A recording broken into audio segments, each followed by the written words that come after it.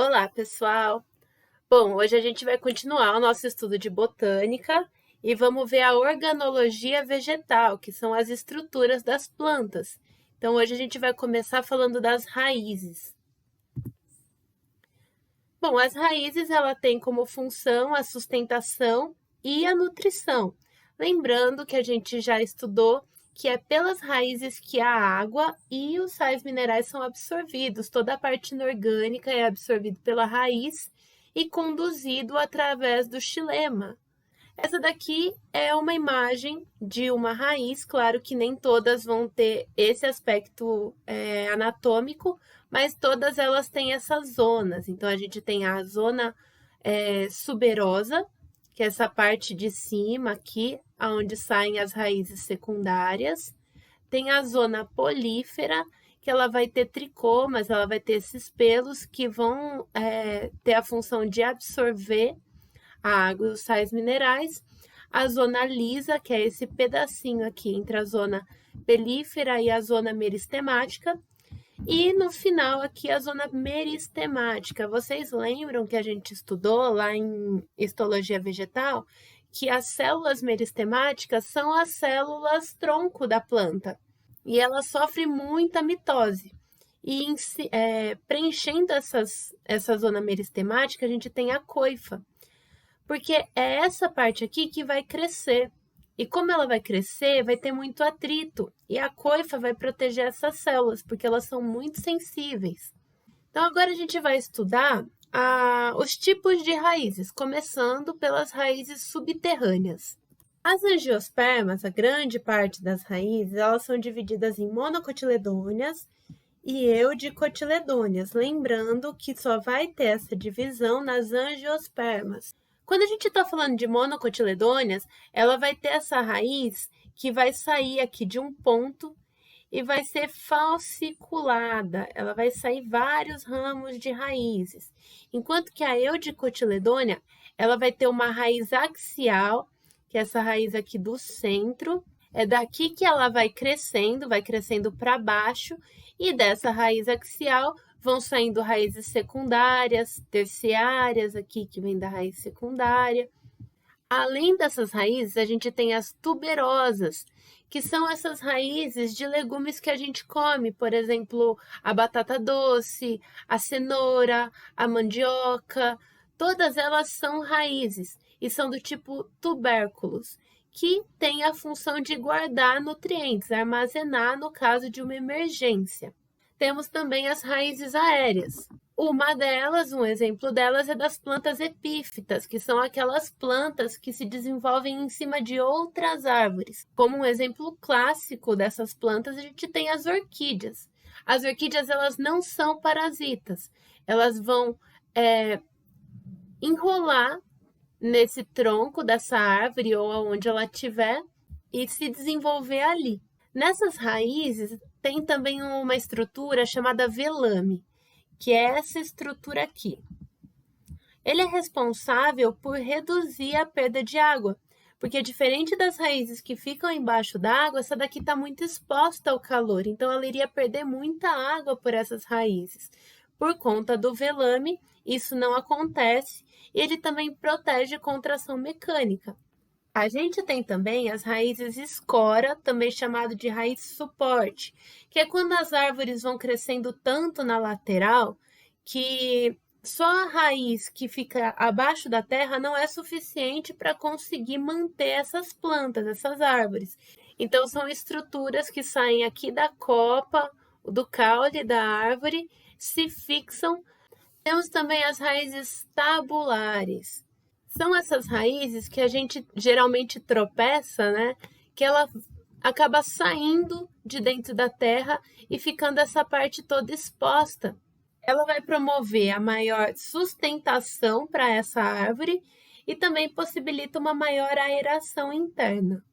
Temos também as raízes grampiformes, como o próprio nome diz, grampo, né?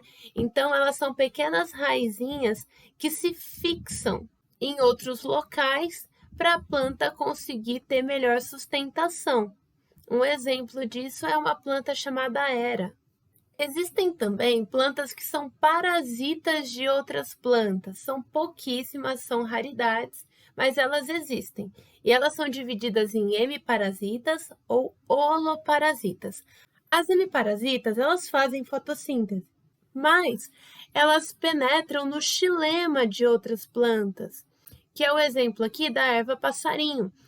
Ela vai chegar até o xilema dessa árvore aqui, dessa planta que está sendo parasitada e absorver a seiva bruta dela. Por isso, ela precisa ainda fazer fotossíntese para conseguir ter a seiva elaborada.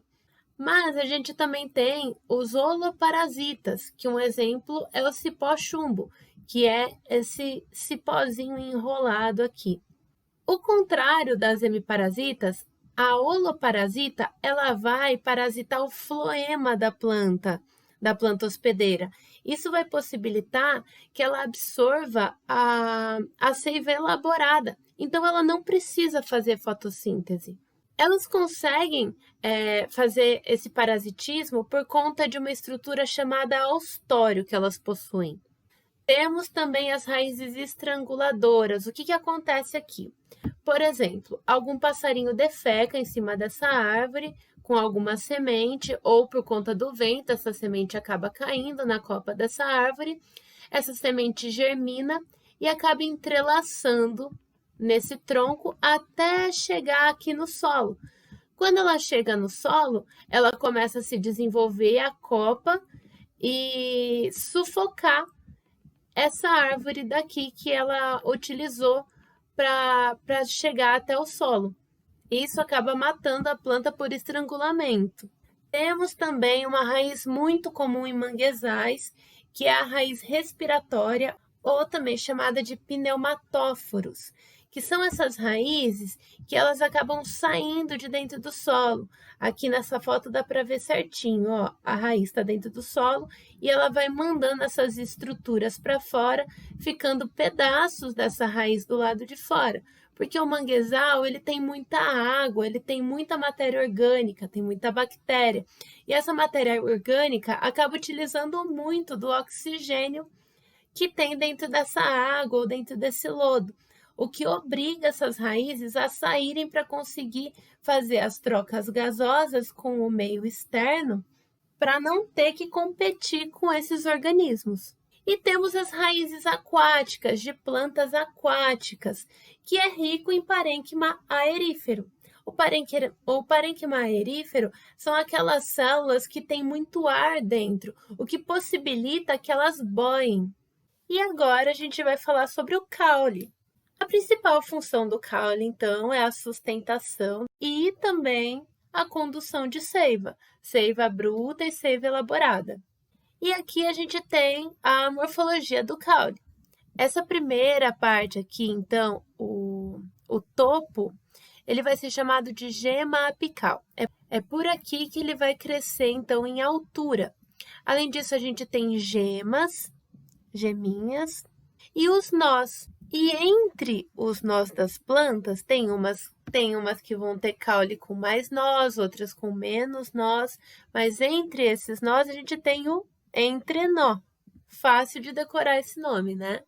Assim como em todas as estruturas da planta, o caule também vai ter diferença quando se trata de uma monocotiledônia ou de uma eudicotiledônia, no caso das angiospermas.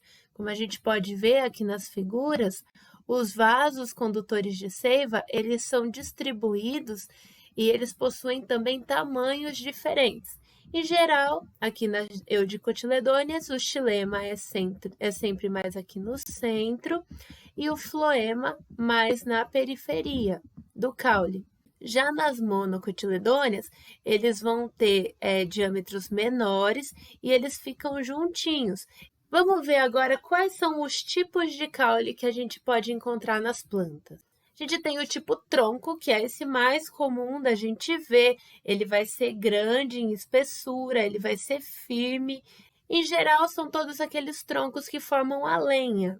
A gente tem a haste também, que é muito comum, que esse tronco mais flexível é muito comum em plantas jovens, Independente de ser uma árvore muito grande e muito firme depois que ela envelhece, ela vai passar pela etapa de haste, que é quando ela é muito nova, ela está ainda no início do desenvolvimento.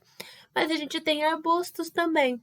Aqui na foto, por exemplo, é um pé de couve, e a couve ela vai ter o caule do tipo haste, que ele é mais flexível. É o chamado caule primário.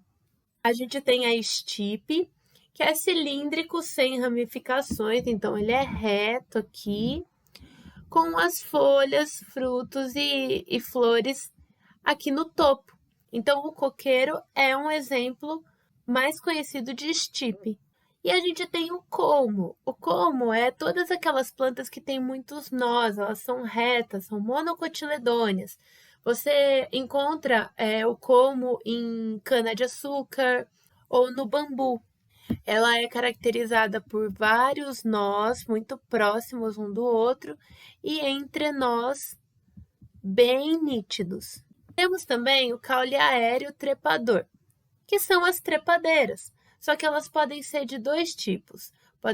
Podem ser os volúveis, aonde o caule da planta vai se enrolar em outros locais para conseguir crescer, ou pode ser sarmentoso, que é onde do caule vai sair essa estrutura, que é um caule também, só que um caule diferenciado, e essa estrutura aqui que vai se enrolar nos locais. Um exemplo de sarmentoso são as videiras. Temos os caules rastejantes, que é comum na melancia ou na abóbora. O estocão é um tipo de caule muito interessante. Ele sai daqui e ele procura outro local com terra para formar outros raminhos, para formar novas plantas. E o estolão, ele é um tipo de reprodução vegetativa, muito comum nos morangos. A gente tem também os caules subterrâneos, onde o desenvolvimento é dentro do solo. Ele pode ser do tipo tubérculo ou do tipo rizoma, e tem como função a reserva de substâncias orgânicas. Um exemplo muito comum para a gente é o tipo tubérculo, que seria a batata inglesa. Então, aquela batata amarela que é comum da batata frita, ela não é uma raiz, ela é um caule. Não confundir a batata inglesa com a doce.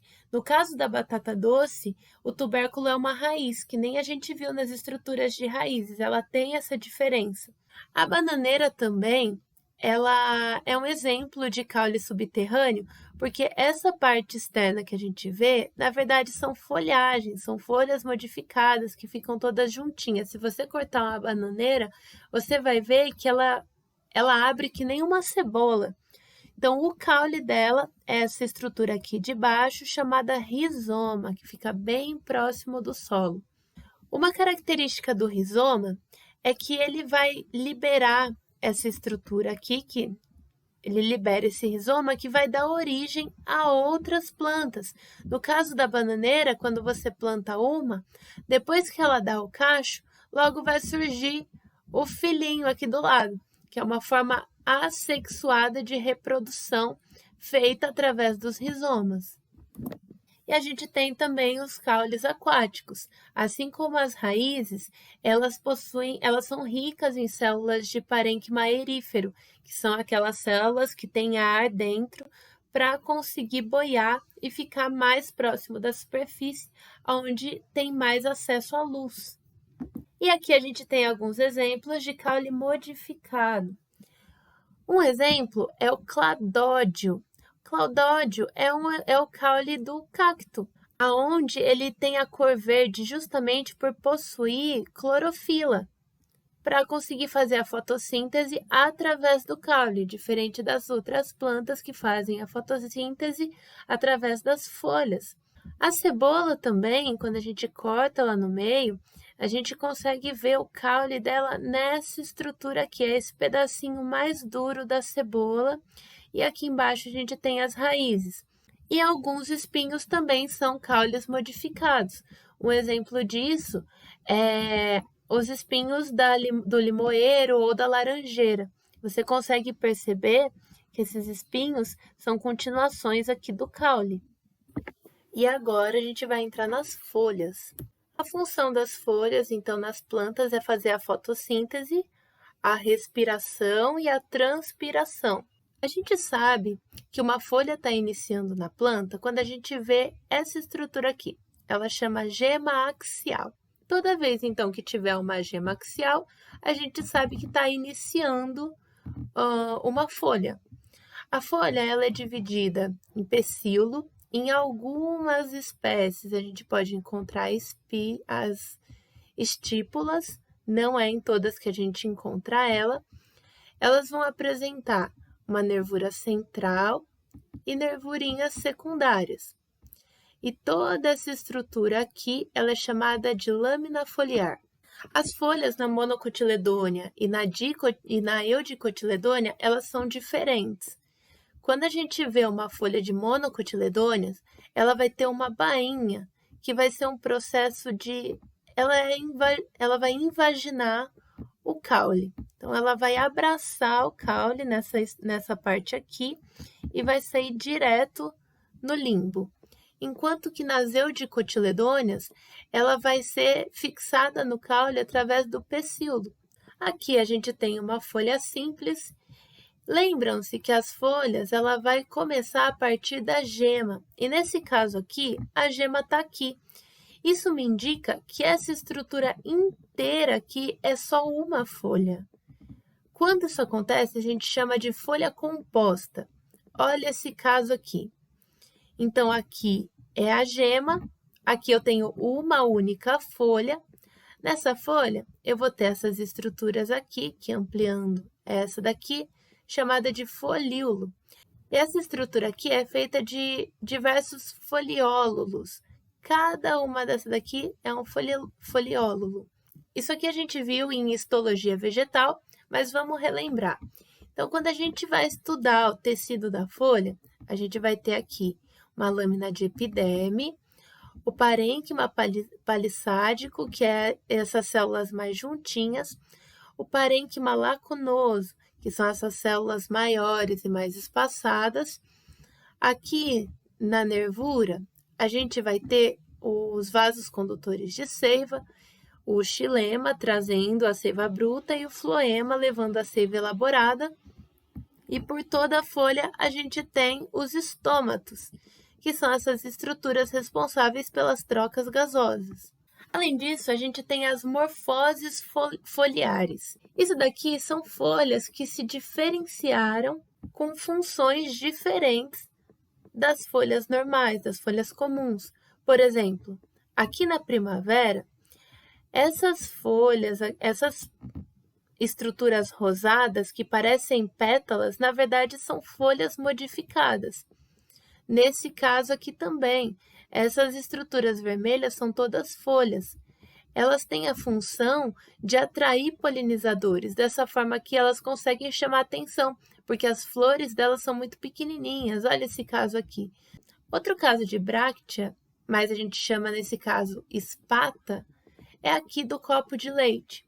Essa estrutura aqui são folhas que têm a função de proteger a inflorescência. Então, essa parte amarela é uma estrutura que tem um conjunto de flores que são protegidas aqui pela espata. A gente também tem os espinhos, aqui no caso dos cactos, que são folhas modificadas para evitar a perda de água, já que os locais que eles existem são locais muito secos e falta umidade, então não pode ficar perdendo pelas folhas. A gente também tem as gavinhas, que são essas estruturas aqui presentes em trepadeiras para conseguir se fixar em outros locais. E os catáfilos, que é o caso aqui da cebola e do alho. Na verdade, então, essas estruturas aqui, que é a estrutura que a gente come, são os catáfilos que na verdade são folhas. Aqui a gente tem o caule, as raízes e essas folhas modificadas para acumular nutrientes. E também temos as folhas insetívoras, que são folhas modificadas para captura. Essas plantas aqui são comuns em locais que têm um solo muito pobre em nitrogênio. Então, essas plantas tiveram que se adaptar para conseguir capturar insetos e conseguir absorver os nutrientes que falta, os nitrogênios que falta para ela através desses organismos. Bom, pessoal, é isso. Anotem todas as dúvidas que vocês tiveram e sexta-feira a gente vai continuar com essa matéria.